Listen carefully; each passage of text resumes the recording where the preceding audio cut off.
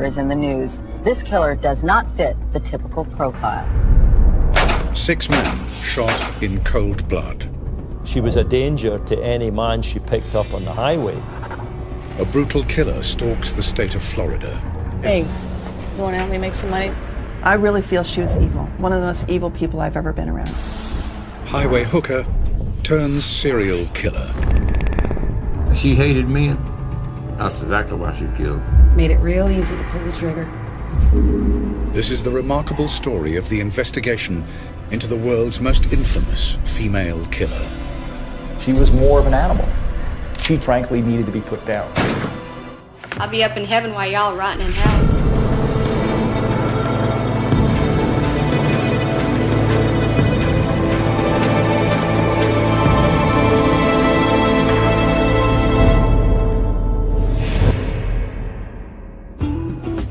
Daytona, Florida's most famous beach and a magnet for holidaymakers and America's retired.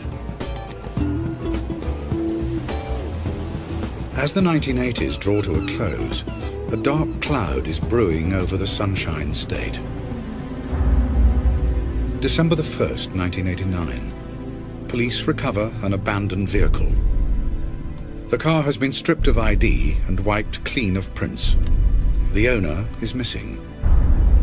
Lieutenant Steve Binniger is initially unconcerned. A lot of people go missing in this state because it's a very transient state. I mean, the state of Florida attracts people from literally worldwide. A gruesome discovery 5 miles away from the abandoned car plunges detectives into a murder investigation. Police struggle to identify the corpse. Decomposition takes place pretty fast in Florida with the humid weather and the heat and everything. And with the animal activity, also the bug activity.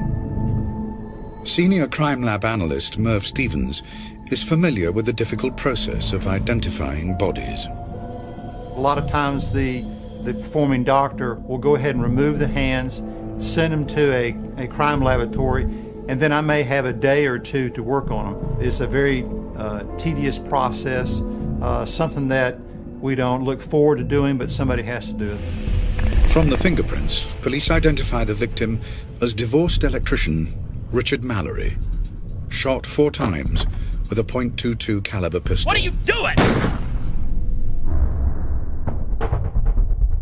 Mallory was on his way to Daytona when he was shot and robbed, but for items of little value.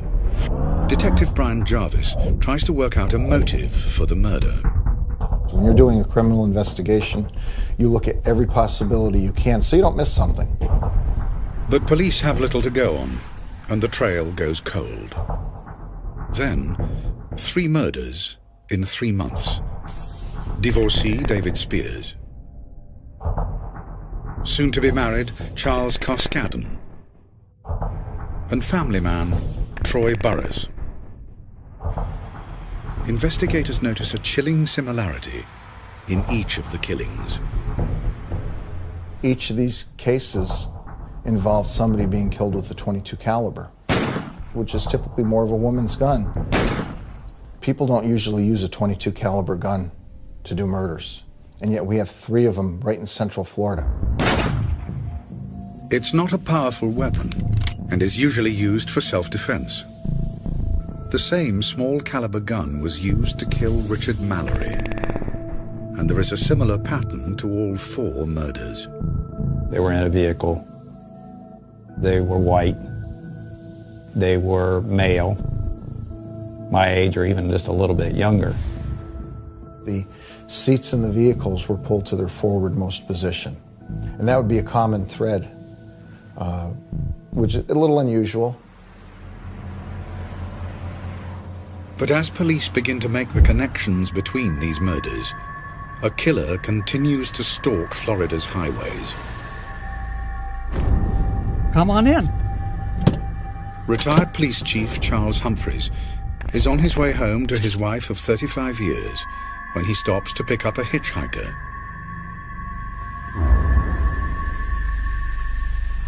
Listen, if you want money, I've got money.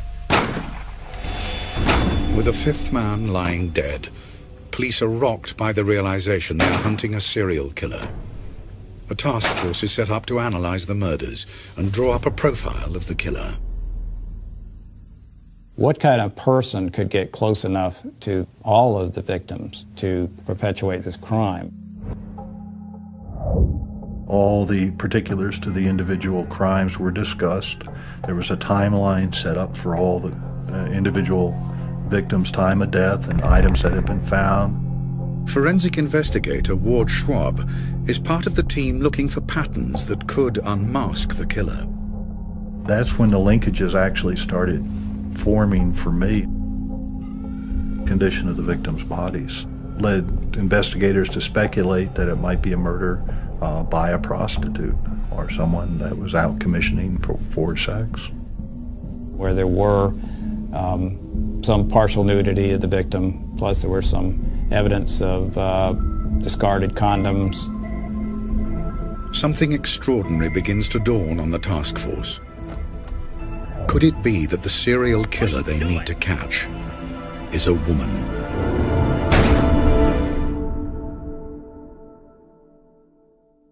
Get out of the car! 5 men shot.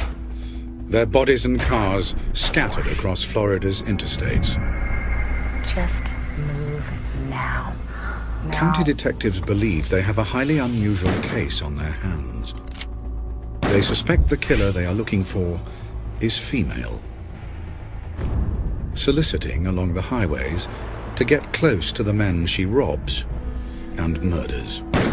There was no other documented female serial killers that we could think of. You wonder, how do they act as compared to a male serial killer? The 5th and latest victim is retired police chief Charles Humphreys, who was returning home from his job as a child welfare officer. When we examined the body further at autopsy, it looked like he had actually been spinning and was being shot as he was turning, like he was trying to get away. The painstaking search for clues at Florida's Central Crime Lab is frustrated by the killer's attention to detail. Lab analyst Merv Stevens processes the evidence in the hope of finding a single print. The individual that was committing this crime was very methodical as far as trying to wipe down all the evidence that they knew possible that may lead the crime scene back to them. Frustrated by the lack of evidence to move the case on, unsolved crime files are reopened in a bid to try and find a lead. The case of missing missionary Peter Sims stands out. Peter Sims was a middle-aged man traveling alone on Florida's interstate. Investigators discovered that Sims' abandoned car was found not far from where the 4 other victims' vehicles were dumped. We felt there could be a very good connection here between Peter Sims' vehicle and the other homicides that were occurring. Other cars had been wiped clean, other vehicles had their license plates removed, and every other vehicle had the seat pulled forward. But with the Sims case, there's one crucial difference. The missing man's car has been crashed, and there is a vital piece of evidence inside. A bloody palm print.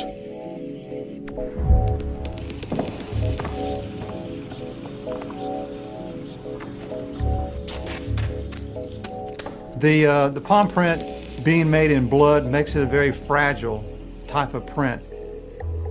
If you start moving around too much, the print will actually almost just fall to pieces. It's the first definite clue for the investigators. I theorized that she had touched her forehead and noticed that she had some blood.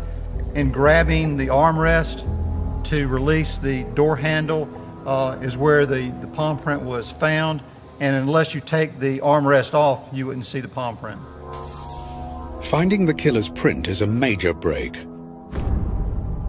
Merv Stevens works on the critical job of analysis. But the Sims case has provided another vital lead.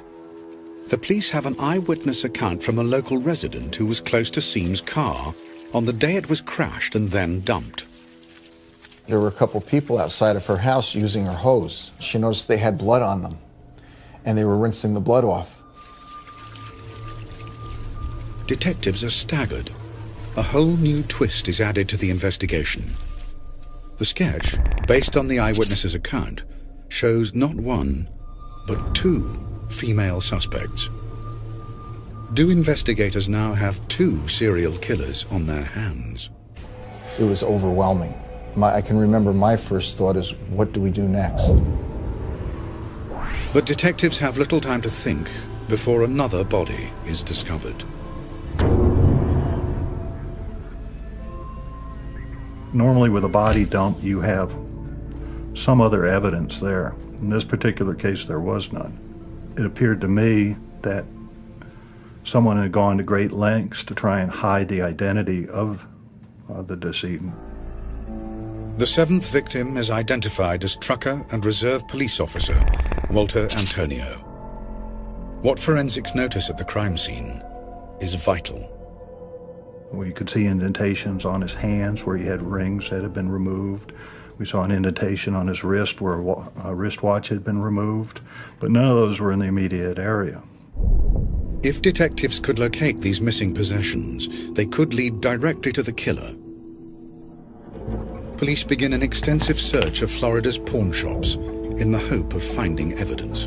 $30. Sign here. But they know time is not on their side.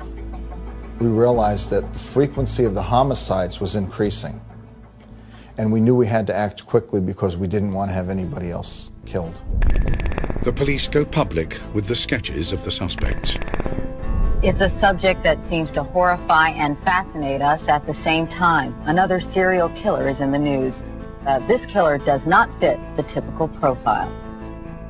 It was a tough decision because once you release that, you don't know how the public's going to react, if they're going to panic, if they're going to help, what's going to happen, and you really have to be prepared for it. And at this point, we were prepared to release them. Within hours of the report, hundreds of tips come flooding in. There was a sketch of a lady that looked very much like the lady I'd picked up the night before. It said that they suspected there might be a woman going around as a serial killer. And it said, you know, if you've had an encounter with anybody that resembles this person, you know, contact the police. So I told my wife, I said, I should probably give the police a call, and I did. Ted Teschner is one of many who respond to the appeal for information.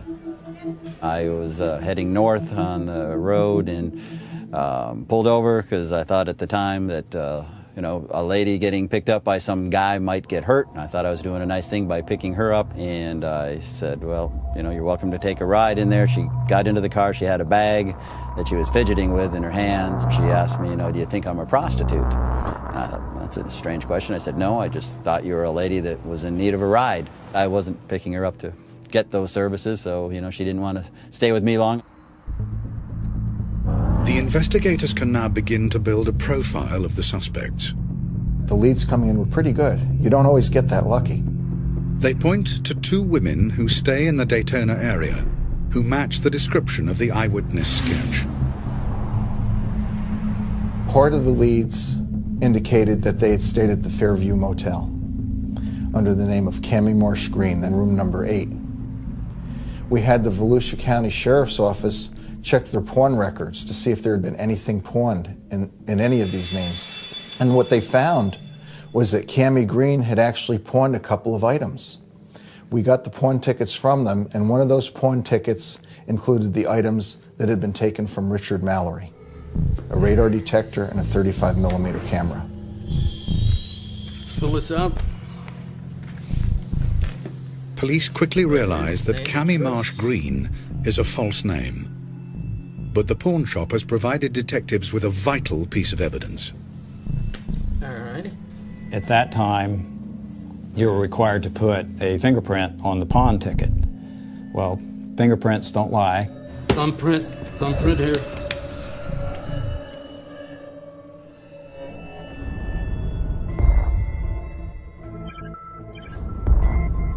The print is rushed to the state's fingerprint lab. Director Jenny Ahern runs it through the automated identification system. I ran the print numerous times to no avail. I also had a coworker of mine run the print to no avail. The automated system does not contain every print that the state holds. Ahern prepares to search through the database manually. It's an awesome undertaking. We really knew we were looking for the needle in a haystack. The killer is still at large. It looks as though it'll take Ahern and her colleagues weeks to search through hundreds of thousands of records. We take out a chunk of cards at one time, and you physically, with your bare eye, flip through each card, eliminating prints that are not close. I had only been in the drawer for about 15 minutes. I had taken out one section of the cards. I'm flipping through, looking at each card, one at a time. And within 15 minutes of the first set, I found a card that I felt was close. I could not even breathe because I was so excited about the possibilities of this, that we may actually have found this woman. So I looked at it, looked at my print, looked back at it again, looked back. We knew we were looking for a white female. Turned the card over, it's a white female. I was just beside myself. They trace the print to a woman whose name is ᴜᴏᴜᴜᴜᴜ. Take care. She had been previously arrested for possession of a .22 caliber 9-shot revolver. So we're thinking, this is definitely a person that we need to take a hard look at. Investigators need to establish detailed information about the prime suspect. Hey, baby, how much? Come on. She traveled in these circles of, drugs and alcohol and prostitution. She seemed to always gravitate back to the Volusia County area. We decided to put some surveillance teams out. It was very much a long shot. The team begin combing Daytona in the hope of tracking ᴜᴜᴜ down. Mike Joyner is one of the undercover officers trawling the bars, while his colleague, Tom Tittle, is part of the backup squad. We were essentially divided up into shifts. Myself and a few others were on the midnight shift, so sleep during the day, and at nighttime we would go around the city trying to fill in into the bars, into the low-life areas. Joyner poses as an out-of-town drugs dealer from Georgia, looking for a good time.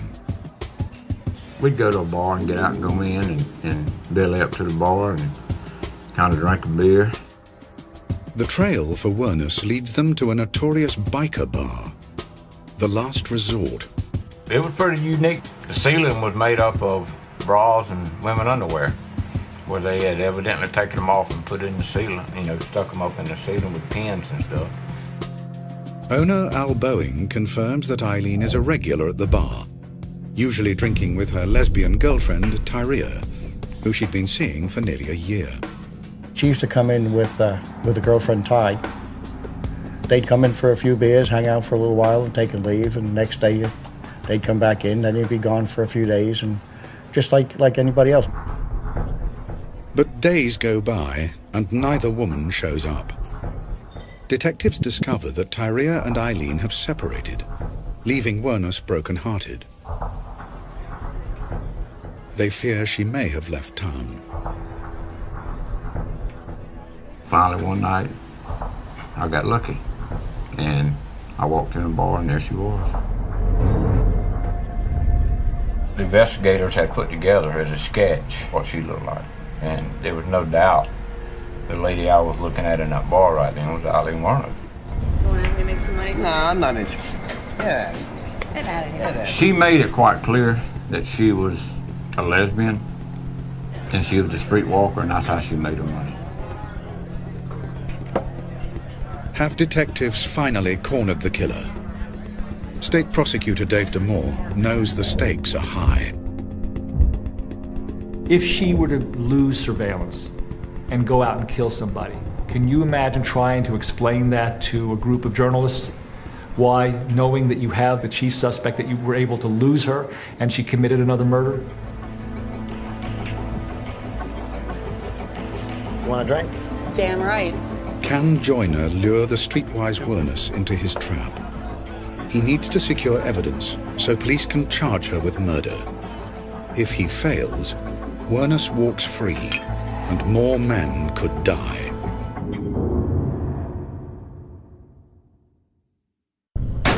With 6 men dead and 1 man, Peter Seams, missing, investigators have tracked down and put their prime suspect, Eileen ᴜᴜᴜ, under surveillance at the notorious biker bar, The Last Resort. The stakes couldn't be higher.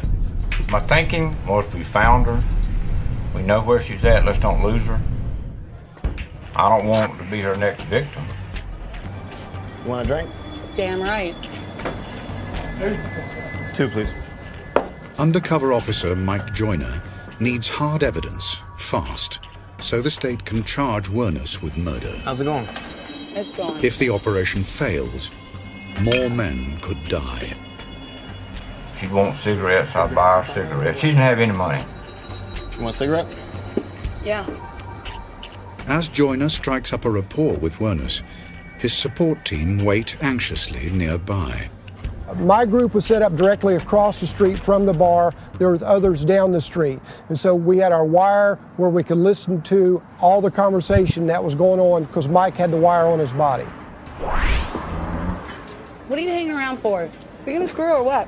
We conferred with the undercover officers too, because they would come and go out of the bar. These 2 guys were excellent undercovers, and I have a great amount of respect for them personally and people who can do that kind of work. As the investigation closes in on ᴜᴜᴜ, the team listening in agonize over what to do next. My difficulty was that my job would be to get a conviction based upon evidence that I didn't have yet. Effectively, what we had was a lot of circumstances. We could put her in a lot of places, but we couldn't put a gun in her hand. Okay. Is that the key to your hotel room over there? Is that where we're going? No. What police want to find is the murder weapon. If ᴜᴜᴜ has a .22 caliber gun in her possession, it'll be crucial evidence. I honestly believed that she had a gun in that bag. So what you got in the suitcase? A little something for later? Damn it! One more, relax. I get you another one. Relax. It was starting to get intense because we knew we can't lose her, and of course the safety of the officers was paramount. I said, we've got to arrest her. We cannot let her leave here on the back of a Harley Davidson. Do I think I was going to be the next victim? Yes, I sure do now. But if I had a family, and I sure did want to get back to them. I was ready at the last bar. The plan is for Joyner to lure ᴜᴜᴜ outside, so armed officers can arrest them both, making sure that Joyner's role as an undercover officer is not revealed. I said, I'm going to go get a motel room. I'm going to bring you the key. You need to go take you a bath because you stink. You okay? Just stay here, all right? I said, you stink and I stink. We ain't bathed in 2 or 3 days. I guarantee you now, some of us need some water and soap. Hey, look what I got. Look what I got. Get your bag. Let's go. Come on. Come on. Let me get my beer. Don't get lost. Don't get lost on me here, darling. Stop! Police! What's this about? Hands behind your head. What's this all about? I didn't do anything! I didn't do anything! They had to put us in the back seat of a patrol car together. And I really jumped on her pretty hard at that point. What the hell did you do? Why were you in here? I don't know, I think they think I killed somebody. Finally, when it was over, it was like a big calm after a hurricane. Detectives hope to find the murder weapon in ᴜᴜᴜ's suitcase. But there's no gun inside. Now, once you take somebody into custody, there's certain time limits that you can hold them in custody depending on, the type of case. So, the clock was ticking against us. Police can only charge ᴜᴜᴜ with an outstanding firearms offense from the late 80s. There is real concern that without sufficient proof to charge her with murder, ᴜᴜᴜ could soon be back on the streets. I think I made it very clear to the investigators that they had jumped the gun, in my opinion, that I was very unhappy with their decision, that I didn't have a case that I could prosecute successfully based upon the evidence as I saw it at that point. To make a murder case, detectives have to link Wuornos to the crime scenes. Lab analyst Merv Stevens can finally compare the bloody palm print he found in missing man Peter Siem's car with an arrest print taken from Wuornos. Once I have my photograph of the area, I try to look for identifiers. In this case, this flexion crease that is appearing in the latent left and also in the inked palm print. Then I try to look for the uniqueness, and you can go through and find points of identity in both photographs. I made a decision that it was her palm print that was left in Peter Sims's vehicle. But the palm print does not help their case. Police have not found Siem's body. Without his corpse, there's no proof of murder. With time running out, detectives mount a search to track down Tyria Moore, the second female suspect from the witness sketch, and Wuornos' ex-girlfriend. We didn't know with Tyria Moore how much she was involved at that point either, but we needed to locate her because we felt like that was going to be critical. Officers tracked Tyria down to her sister's home in Pennsylvania. I wanted to afford Miss Moore an opportunity not only to help me build my case, but to prove to me that she was not involved. And I felt the best way to do that was to put her in a position to assist us in our investigation and set up a surreptitious phone call between she and Aileen Wuornos where they could converse about what had happened. Police realized that Tyria could be the key to securing a confession from Wuornos. The confession was critical to breaking the case. I mean, to actually making it from, well, this is probably the person that did it, to convicting this person. Tyria agrees to help. Police set a honey trap.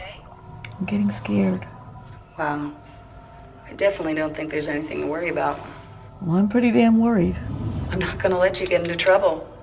We were sitting right there listening, and she was very nervous about it and worried about it, and she had feelings for Eileen. You could tell she did. But I'm not going to jail for something you did. This isn't fair. Yeah, I don't think she wanted to go to jail for her now. She wasn't that fond of her. You didn't do anything. You evidently don't love me anymore. You don't trust me or anything. I mean, you're going to let me get into trouble for something you did. Listen, quit crying and listen. I can't help it. I would die for you. Would you? That's the truth. I'd gladly die for you. I'll just wait for you on the other side. I love you. I really do love you. I love you a lot. I don't know whether I should go on living or just... I'm not going to let you go to jail. If I have to confess, I will. Eileen, we have 6 murdered victims. I want to know. It's make or break time for the case. Despite the damning honey trap call with Tyria, the police still need a full confession from Wuornos to try her for first-degree murder. As Wuornos faces a police interrogation, Public Defender Michael O'Neill reminds his client of her rights. That's my job as a defense attorney, to protect her interests at that point. I have to try and convince her not to make any statements and not to give any confession about anything, and told her that she had that right to remain silent, and it would be my advice to her to use that right and don't say anything. But no matter what I said, she wouldn't have it. 8 days after her arrest, police finally ask Wuornos the question that proves decisive. I want to know, was Tyria involved in these killings? I did the killings. It was me. Go ahead and put me in the electric chair. Her total focus was on her friend and protecting her friend. She showed absolutely no concern about herself and her own fate. The police tactic of convincing Eileen of the need to save Tyria from prosecution has paid off. Had it not been for that connection between her and Ty Moore, and I would give her this as far as some humanity, she was attempting to protect Ty Moore. You can't take that away from her. There is a link of humanity there. That's one of the only decent things that I saw her do. The more she talked to him, the more I realized that the consequences for her would likely be severe. Most of the time I was drunk as hell. It really didn't matter. I was a professional hooker. I'd give him a little shit, you know. Made it real easy to pull the trigger. Forensic psychologist Dr. Glenn Caddy is shocked by the picture that emerges of Werner's descent into a life of crime and prostitution. It was clear that this woman had an exceptionally, profoundly impaired history. I know that there was a substantial amount of child sexual abuse to which she was subjected. Abandoned by her mother and paedophile father, Werner was brought up by her grandparents. As an escape from the savage beatings from her grandfather, Laurie Werner, the young Eileen quickly learned to blank out her emotions and use any means by which to gain acceptance. By age 7 or 8, she was hypersexual. I believe the records indicate that she was called a cigarette pig. And the issues were that she would swap sex by age 8 or 9 for whether it be oral sex on a man or intercourse, for cigarettes and for money. The whole rearing experience and how she functioned was consistent with really high trauma events in childhood. At some point in time, I think Aileen had basically said, I've had enough. I'm tired of being taken from. I'm going to take. What more could she take than these men's lives?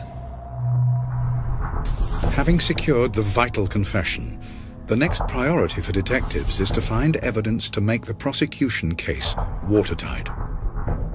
Is there any property that you might have collected from these victims that you stashed somewhere? Nah. I just flung them out the window as I was driving. Detectives tracked down a lockup rented under Werner's alias, Cammy Marsh Green.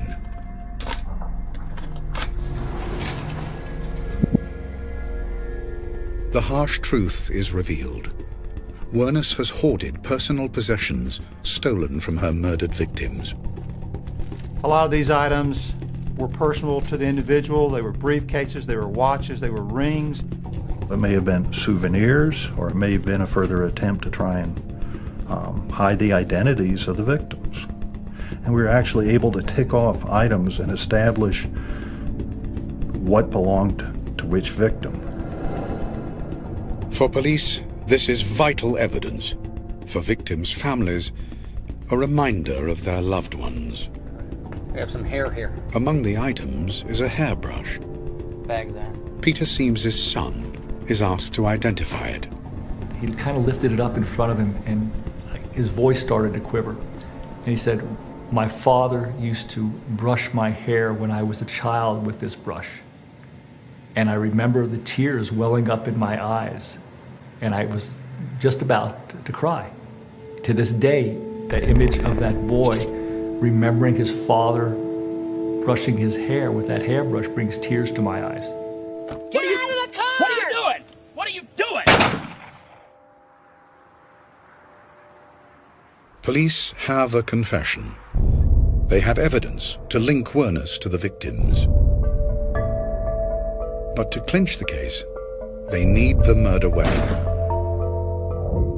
With nothing left to lose, Werner leads them to a small bridge close to the last resort bar.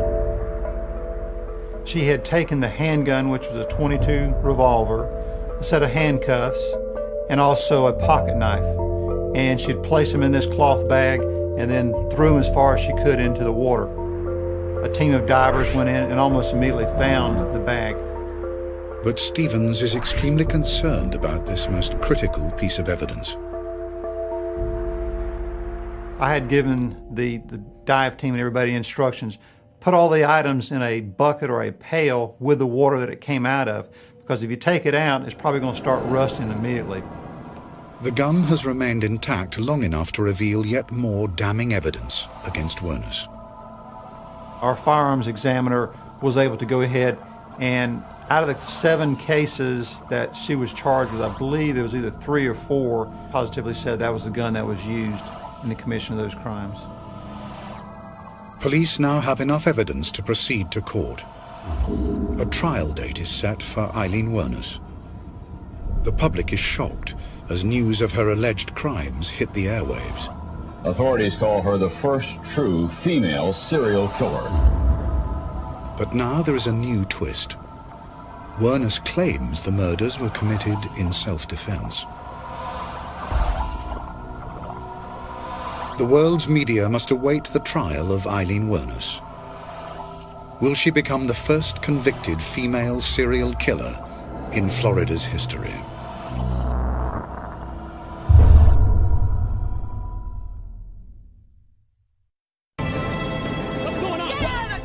ᴜᴜᴜᴜ has been arrested and charged with the serial murder of 6 men. Made it real easy to pull the trigger.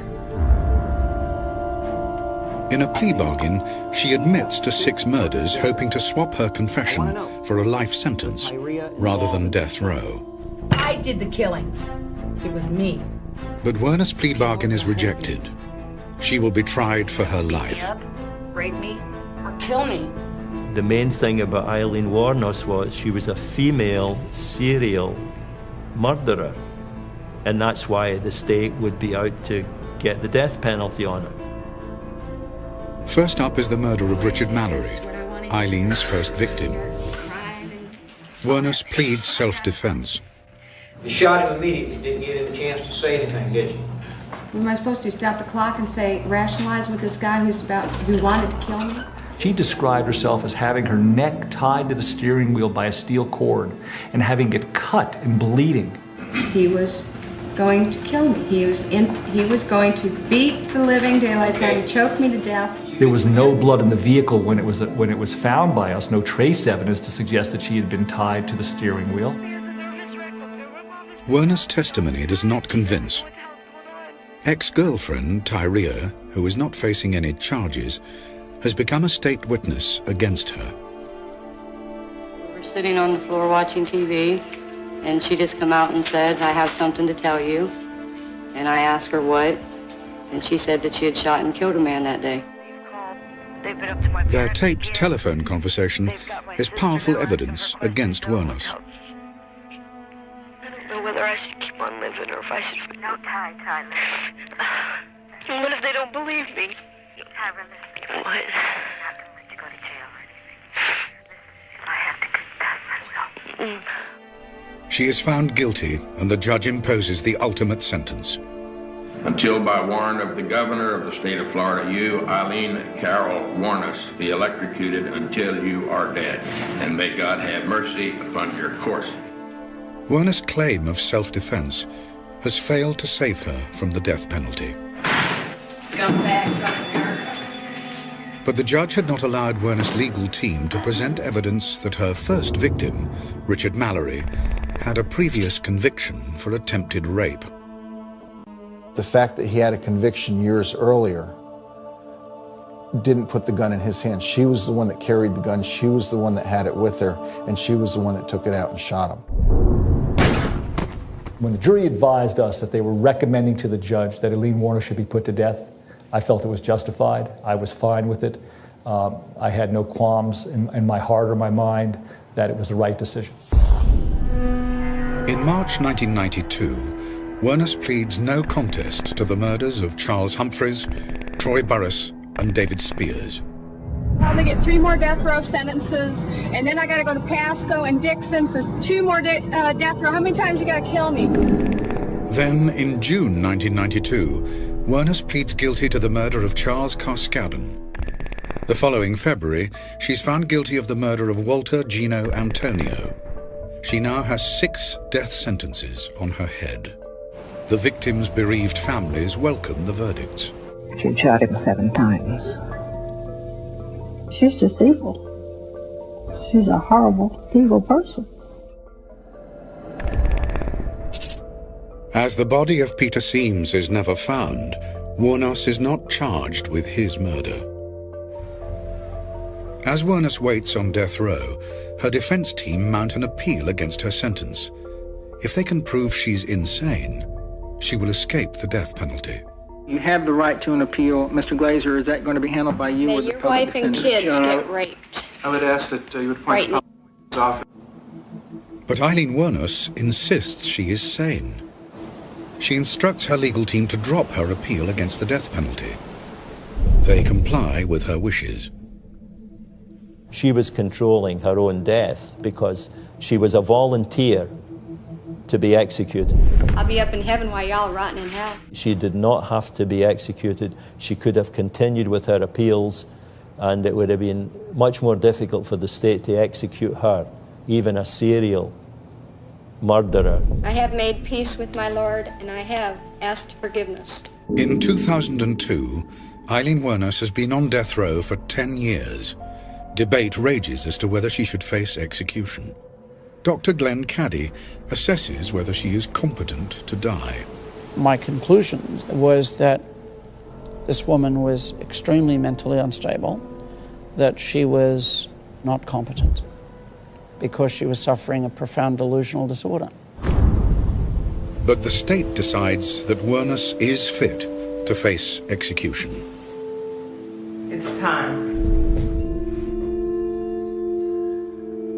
At 9:45 a.m. on October the 9th, 2002, Eileen Carol ᴜᴜᴜs leaves her cell for the last time.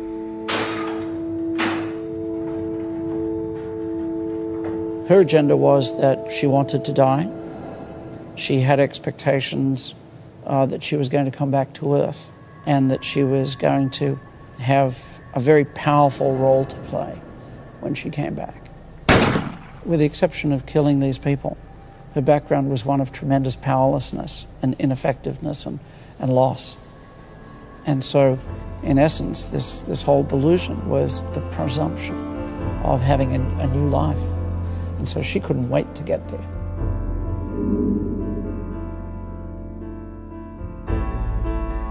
ᴜᴜᴜs receives a lethal injection.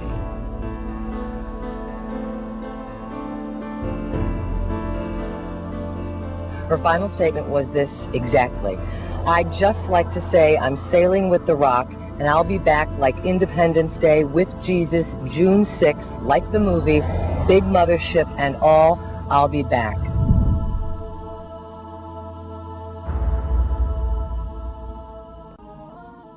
A year after her death, Hollywood releases a movie based on ᴜᴜᴜs' life.